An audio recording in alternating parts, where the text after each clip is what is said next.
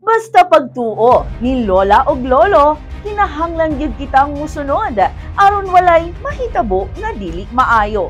Sa ginaingon pa, mga istorya sa katigulangan. Dinhi sa Pilipinas, daghan kaayong mga gitawag nga myth o tumo-tumo nga istorya.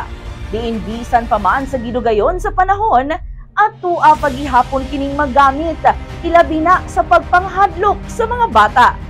Og mao kini ang atong pagaistoryahan, mga kamatuoran nga nagpaluyo sa mga tumo-tumo nga istorya. Mga kabombo, welcome sa tuang segment nga Myth Busting. Tuo ka di! Og ako ang inyuhang Myth Buster, Bombo Suzette Bacasarapos.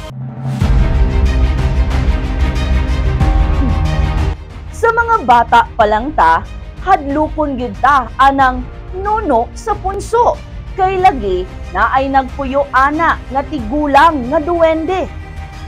Ang nuno usa ka duwende nga dali masuko diin iyahang baslan ang sikinsa man nga makaguba sa iyang balay o ang gitawag nga punso. Kung kinsa man ang makaguba sa punso, kay makaangkon og kadaot sa kalawasan. Gituuhan usab nga ang nuno sa punso anaa sa mga lugar sama sa ilawom sa dagkong mga bato, kahoy, tampi sa suba, langob o bisan sa luyo sa balay. Mao kini ang hinungdan nga kaniadtong mga bata pata kay badlungon gyud ta nga dili mag-iat sa udtong tutok. Alas 3 sa hapon dili magsaba-saba ug papaulion gyud ta sa wapay alas 6 sa gabi kay lagi pasin makasala ta sa nuno sa punso. Gani bitudloan gyud ta nga manabi. Aban hangtod karon adunay nagtangag nga pangutana. Hinuod ba kaha ang nuno sa punso? Isip inyuhang Myth Buster, ato ka ng bungkagon ang maong pagtuo nga panahon pa ni anhingwa na.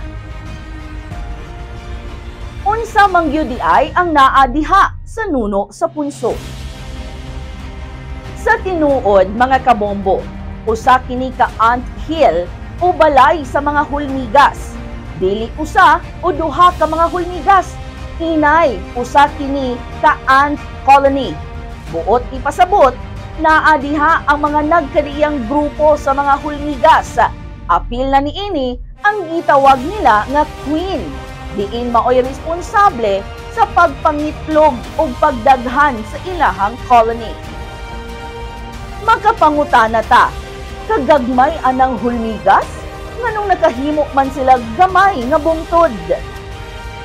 Ang tubag mga kabombo, ang ant hill maoy resulta sa ginatos ngadto sa libuan ka mga ant workers nga nag-count sa ilahang mga tunnel, nagdala og mga balas, bato, mga sediments ug mga plant materials.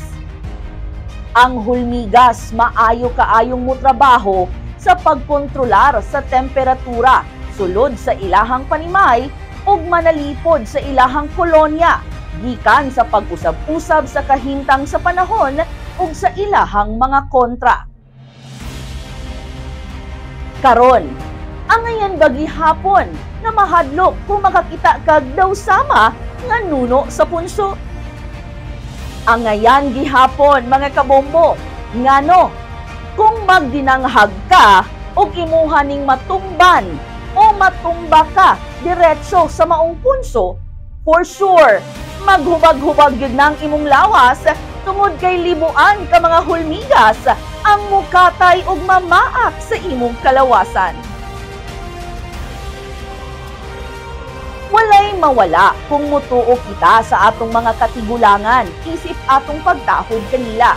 Apan ang tanan adunay tukma nga hinungdan ug dili kita angayang magpuyo nga napuno sa kahadlok gumikan lang sa mga tumo-tumo nga walay klarong tinugdan. Busa mga kabombo, dili magtumo-tumo aron dili ka mamokmo. Sa sunod na usab nga Domingo mga kabombo, alang sa to ang segment nga Myth Busting. Tuo ka di. Kini na lang ang inyong Mythbuster, Bombo Suzette, Bacasarafos, para sa number 1 and most trusted radio network in the country, Bombo Radio Philippines. Basta Radio, Bombo